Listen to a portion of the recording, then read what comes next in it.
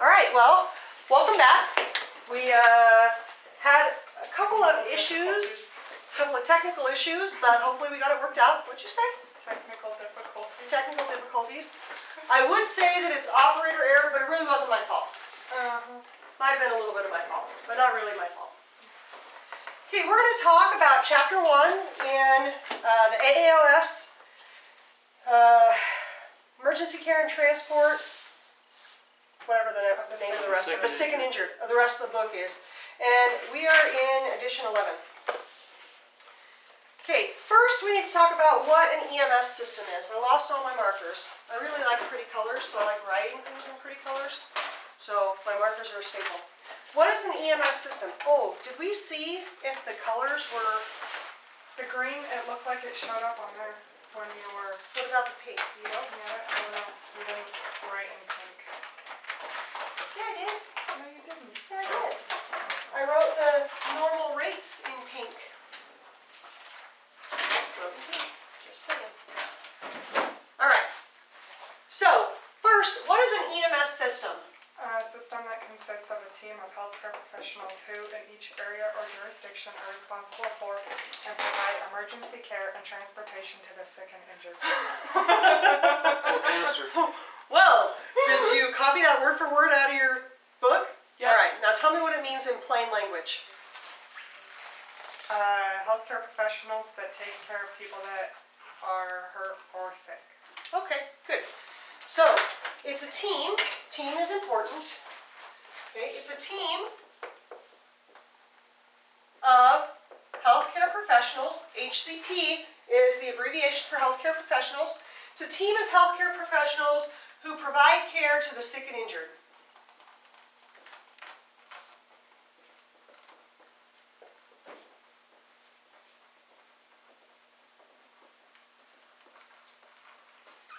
When you think of EMS system, what do you think of? Ambulances. Ambulances? What else? EMS and paramedics and AMRs that ride them. Okay, so we have ambulances.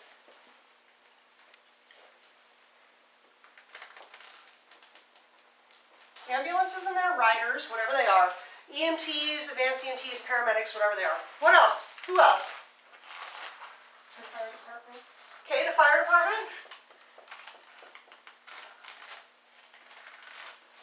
Who else? Dispatchers. Dispatchers. Dispatchers are hugely important in EMS systems. Who else? Hospital. The hospital.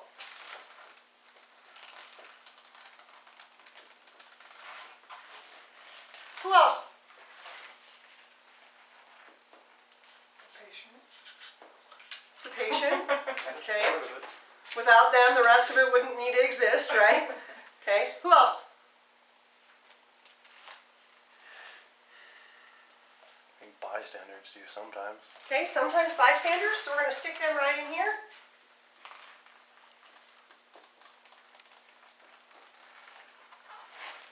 Who else? Well, you got a whole bunch of worker bees that are involved that make these things all mesh together. You've got people who are dealing with finance and administration. Mhm. You've got people who are dealing with training. You've got people who are dealing with CQI and review.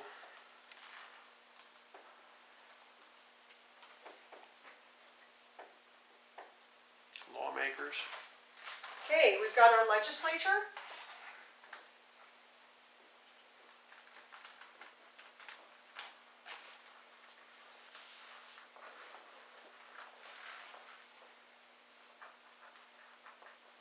What else?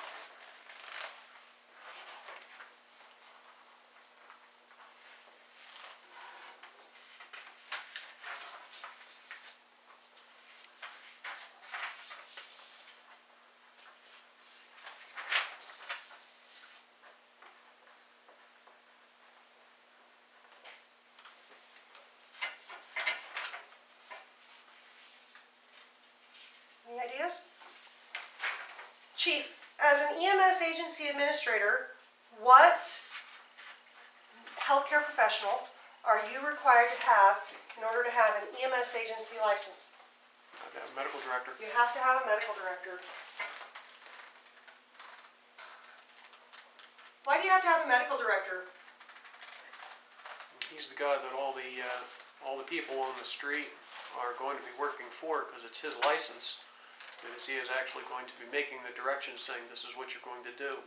He promulgates the standing orders and the, oh, come on, looking for the word, Protocols? protocols, thank you. Yeah. So, in the state of Idaho, the scope of practice is a word you're going to hear all the time.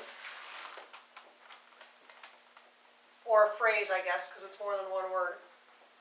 And when I abbreviate scope of practice, I abbreviate it with a little o. Because when I abbreviate standard operating procedures, I abbreviate that with a big O. Okay?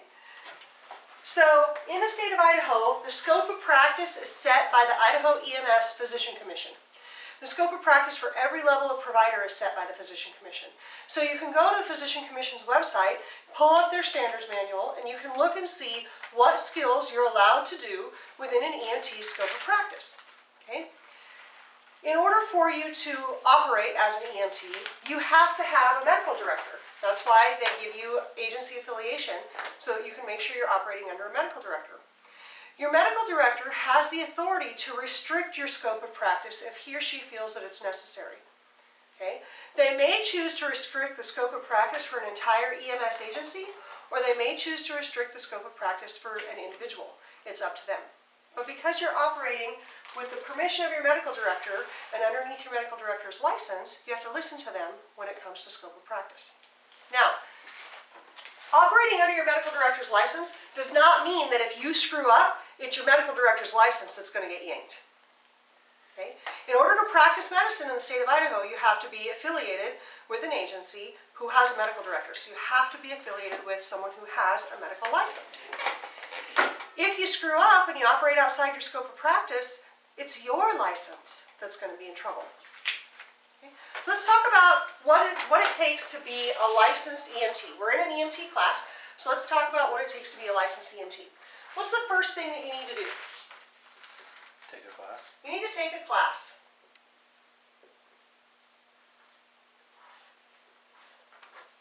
Okay, what goes along with taking that class?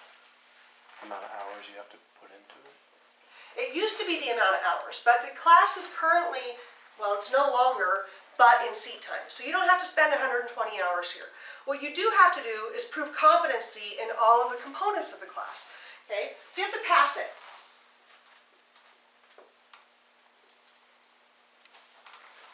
Doesn't matter if you take it. You got to pass it both academically, but then you have to do performance skills. Yes. So you have to complete both your written and your, Skill set. yeah. So you have to do your written and your psychomotor. That's the word I was looking for. Psychomotor. And that's just within the class. Once you're done with the class, okay, you have to take your exams. Okay? The state of Idaho uses the National Registry of Emergency Medical Technicians as our testing vendor. Okay? So our NREMT exams, we use their written and psychomotor to prove entry-level competence in whatever level of licensure you're looking for. We're looking for EMT here, so we're talking about EMT. Once you pass this set of exams, this is called your certification. The National Registry is certifying that you have met the requirements of entry-level competence.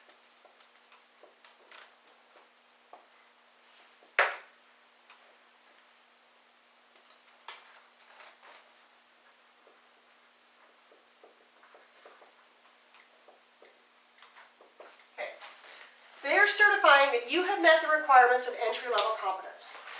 Now, you get to take this certification or the successful completion of these exams to the state and you get to apply for your license.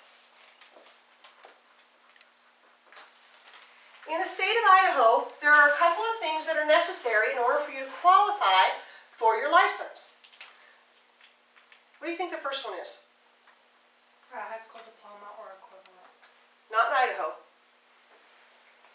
Do you know how I know that? Besides the fact that I worked for the state for 8 years, I'm currently teaching a high school class, right, to students who are eligible for licensure prior to their 18th birthday, prior to graduation. So that actually is not a requirement in the state of Idaho, although it is a requirement in many states. Passing the class. Yeah, so in order to get a license, you have to complete number 1.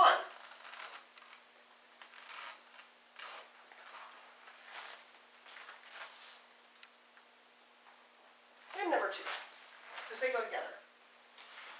You also have to pass a background check, Okay, you have to pass a background check. which is to say no felonies or whatever it is that state of Idaho looks at. Yeah.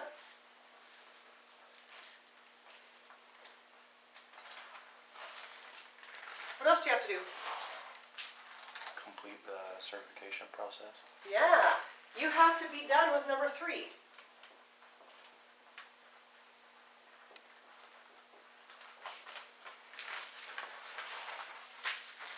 What else? You have to be affiliated with somebody. You have to be affiliated. Good, we just talked about affiliation.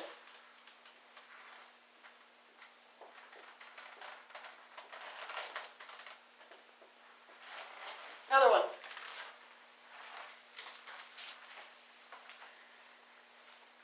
A valid driver's license. Yeah, you have to provide proof of your identity.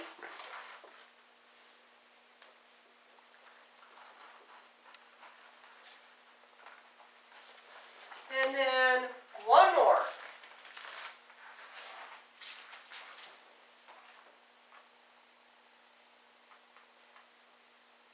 Proof of immunization. Not here, no. Your EMS agency is likely going to want proof of that, but it's not a requirement from the state. The last one is you have to pay any associated fees.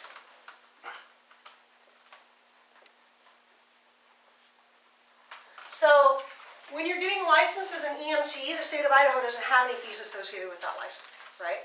But if you're being licensed as an advanced EMT or a paramedic, your initial license is $35 and your renewal licenses are $25. Why did they charge those levels and not EMT?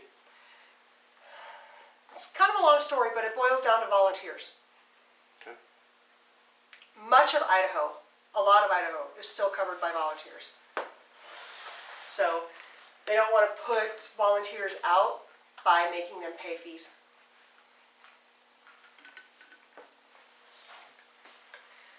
All right. When we talk about, okay, so let's actually cover this one more time, and we're going to talk about it as though we just completed a driver's ed course.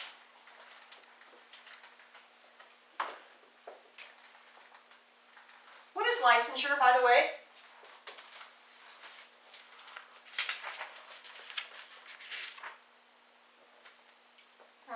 The process by which states ensure applicant competency in an examination setting. Okay, so it's basically permission from the state to practice.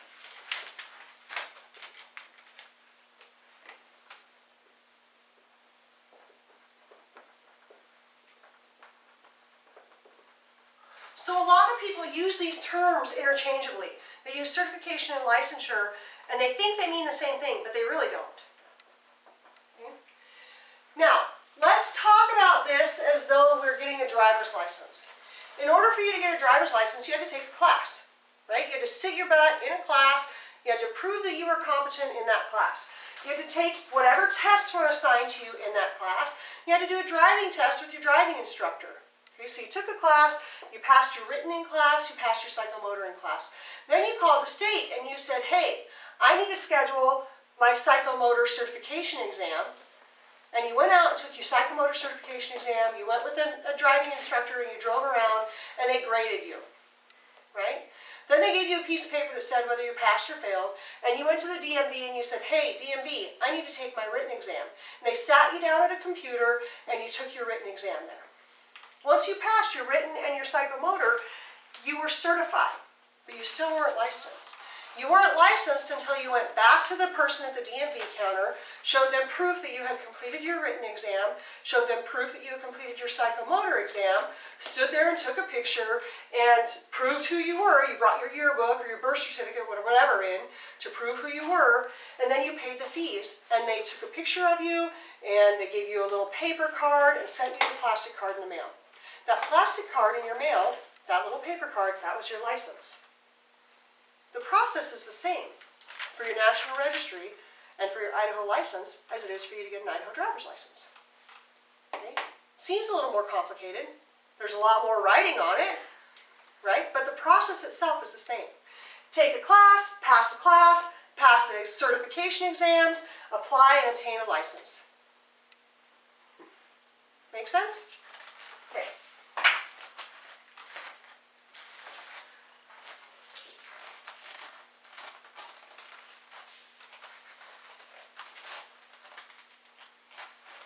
So we are going to spend just a couple of minutes talking about the different levels of certification and or licensure that are available in EMS. As I told you guys a little bit earlier, these chapters, like chapters 1 through 4 or chapters 1 through 5, they are chapters that if I don't cover everything in the chapter, it's okay because you can go in and read it and there's a lot of memorization in there and you'll get the gist. Okay? People learn differently. Some people learn by visual, some people learn by audio, some people learn by reading, and I'll do my best to make this class a combination of all of those things, but I promise you that I'm not going to cover everything that's in your textbook. Even when we get into the heavier, more detailed chapters, I will not cover everything. So it's super, super important that you read and you take notes. Okay? All right. So the first level of EMS provider that we have nationally and in the state of Idaho is called an EMR, an emergency medical responder. Now, EMR, here, we kind of affectionately call EMR, we call it EMT Light. And we call it that because it's a basic pre-hospital provider. So I'm going to actually write basic pre-hospital provider. Okay. That used to be known as a advanced first aider. They also used to be known as a first responder. When I took this class, when I took EMR, I was licensed and certified as a first responder. When the National Scope of Practice and the National EMS Education Standards were published, they changed from first responder to emergency medical responder. Okay. Then we have an EMT.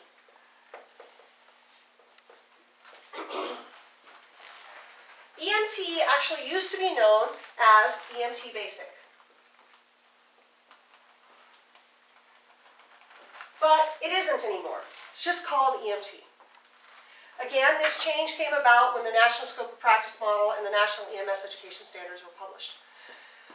The National EMS Education Standards were published nationally in 2009. Idaho adopted them in 2011. Okay? All right, so EMTs still are fairly basic, but they have a couple of things that EMRs don't have. Ideas about what that is? A couple skills, a couple tools? Use of airway adjuncts. Airway adjuncts. So they have OPAs and NPAs.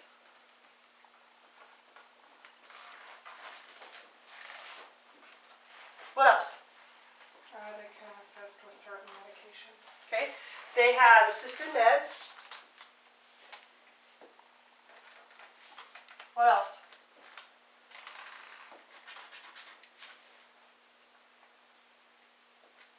What else you got on your list there? Automated external defibrillation. Okay, they have AEDs, but EMRs get to use AEDs too. What else? Administer oxygen. They can administer oxygen. What about oral glucose? Can they I thought administer that was oral covered with glucose? the meds. Okay. Administration of oral glucose isn't an assisted med, it's actually administering that medication. Okay. So they get oral glucose. What else do they get?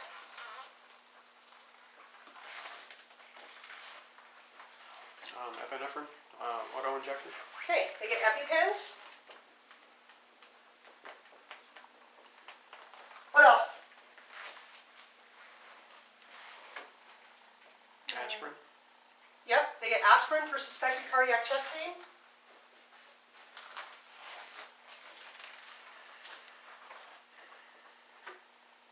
Anything else? Anything else you have on your list, sis? No? Okay. An EMR can't be on an ambulance. They can be in an ambulance if they're driving, but they can't provide patient care in the back of an ambulance. In the book, it says they may also perform in an assistance role within the ambulance. An assistance role. They can't be back in the back doing patient care by themselves. An EMT can. Okay? So, an EMR is basic pre-hospital provider. Okay? They have some skills, they're kind of advanced first aid, but an EMT is where we get to the ability to transport. That's the first level that we're allowed to transport our patients from the scene. Okay? If you have an agency that has an EMR only license, they don't get to transport their patient. They may be able to move their patient from the scene to a place where the patient can be reached or accessible by someone in an ambulance, but they can't transport.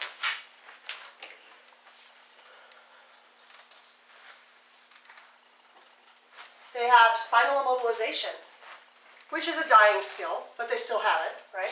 They have splinting.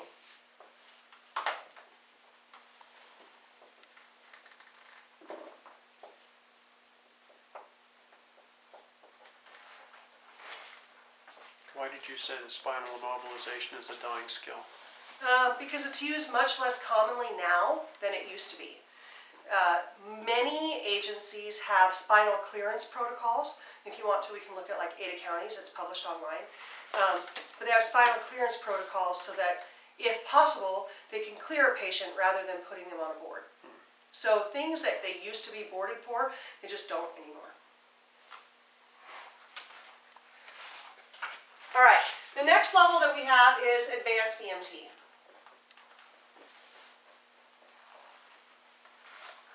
What does an advanced EMT do that an EMT can't? IVs. IVs. What else? Administer some drugs. Yeah, they can administer some medications. What kinds?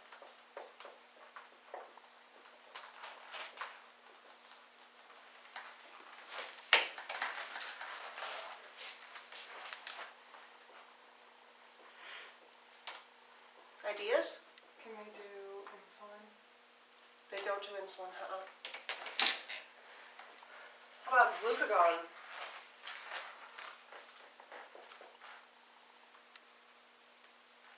Depending on your locality, EMTs may be able to do glucagon too. How about nitrous oxide? Laughing gas. Yeah. How about advanced airways? Semi-advanced airways, let's call them that.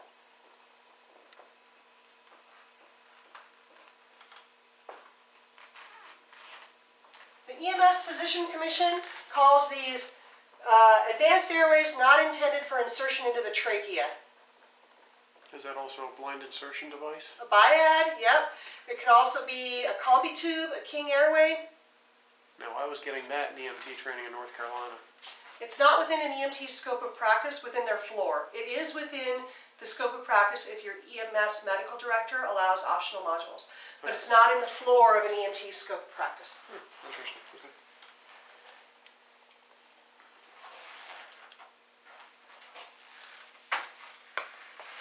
All right, how about paramedics? Is cardiac monitoring one as well? Yeah, their med list is extensive. Their list is extensive. Yeah, they get cardiac monitoring. Of course, their level of training equals a bachelor's degree or an associate's degree in medicine. In many cases, they still offer certificate programs in paramedicine, but those are going away as well. I mean, they'll eventually die a natural death.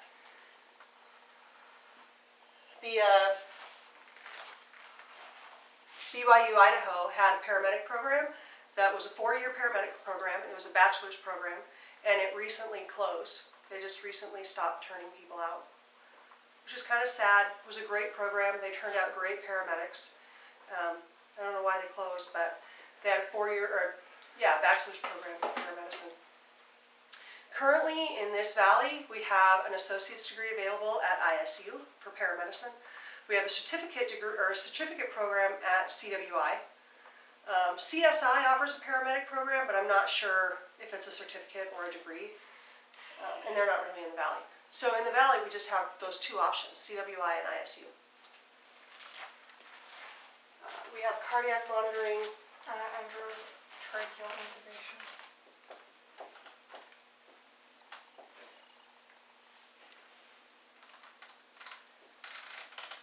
They have advanced pharmacology, and they have a lot of other advanced treatment skills. Okay. Oh boy.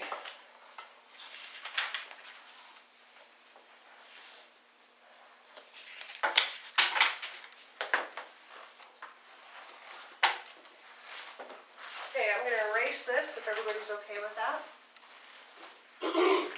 And we are going to talk about the different levels of guidance that are offered in EMS.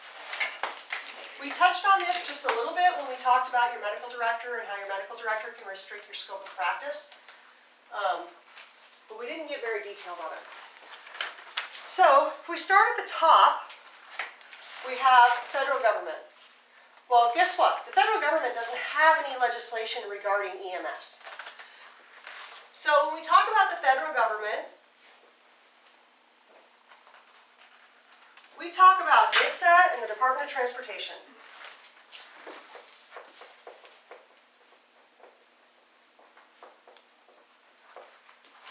And NHTSA and the Department of Transportation are the ones who published the National EMS Education Standards in 2009.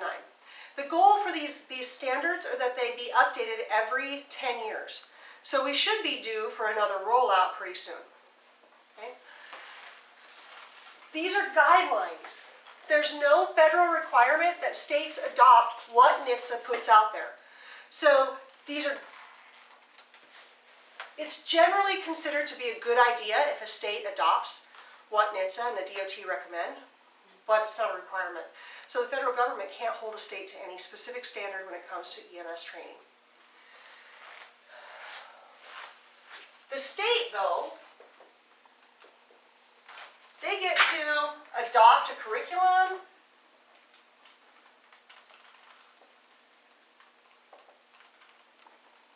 set training standards,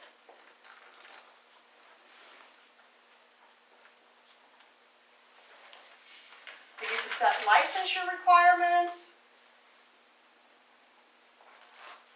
and licensure requirements vary widely.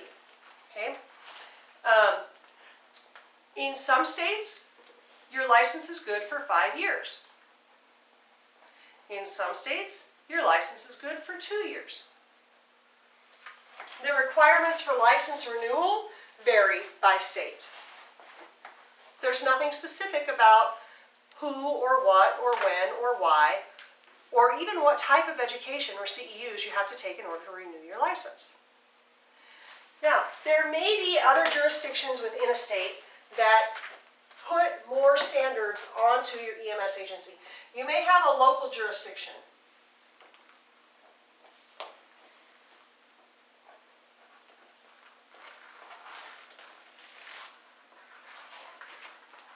In some parts of the state, that local jurisdiction is a county.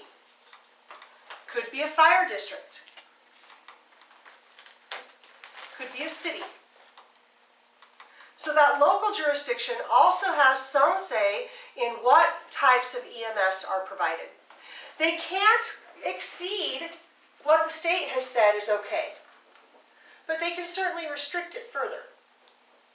Then even lower, I don't want to call it lower, but more pertinent to you than this local jurisdiction is your agency. Your agency is who has hired you and who you are working for. So they get to help you determine your scope. Oh, see up here, I forgot scope of practice. Scope of practice is decided at a state level. Your agency gets to help decide your scope of practice too. Because remember, we talked about your medical director and the fact that your medical director can restrict your scope of practice if he feels like he needs to. Your agency may have more requirements. They may say you can't have visible tattoos. If you have visible tattoos, you have to cover them. They may say, in order for you to stay affiliated with us, you have to work at least 24 hours every month. They may say, we're going to pay you minimum wage for you to work for us, and if you're on call and you're at home, you're only going to get paid $2 an hour for the time you're on call and at home. Whatever your agency's requirements are, as far as personnel goes, those are requirements that your agency can put on you. Those personnel requirements, really the state doesn't have anything to do with those. Okay? The state's not going to tell your EMS agency, if they work more than 48 hours, you have to give them 24 off. The state's not going to do that. Not the Bureau of Emergency Medical Services, because that's not their job. Okay? Okay.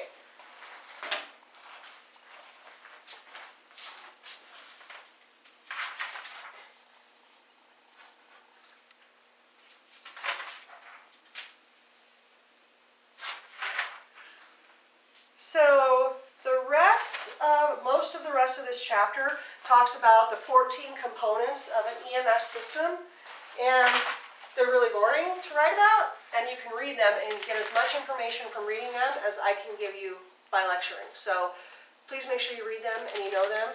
You're not going to have a ton of questions on them, not on any of my quizzes or tests, but it's possible that they could be mentioned in your National Registry exam or your FISDAP exams. So please at least make sure that you glance over them and look at them.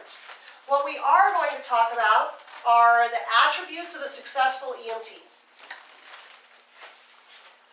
Because I think this is important.